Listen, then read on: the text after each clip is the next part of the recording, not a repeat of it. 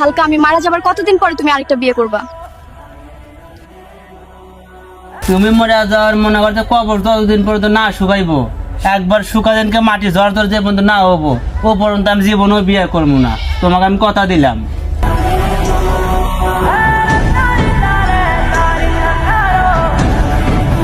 তোকে ভালোবাসি কত আমার মন জানে।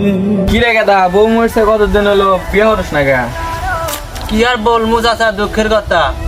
বউ মরছে কতদিন হলো, বউয়ের কথা দিতে কবর না শুকান পর্যন্ত বিয়ে করতে পারবো না। কিন্তু আর 7-8 বছর হয়ে গেল, কবর শুকাইতেইছি না। আনাজ কাজে দেখবো কবরের সমস্যা কি হলো, কবর শুকায় না কেন?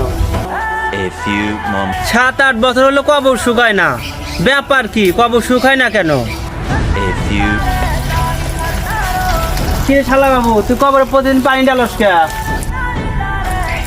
আমার বোন মরার আগে কয়া গেছিল প্রত্যেকদিন সকালে আমার কবরে পানি ডালবো, আমার আত্মা শান্তি পাবো, এটা কয়া গেছিল। তার জন্য আমি প্রতিদিন পানি ডালি।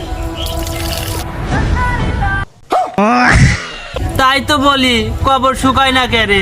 হাই রে বউ, তুই মরেও শান্তি নাই, তুই কি করলি বউ রে?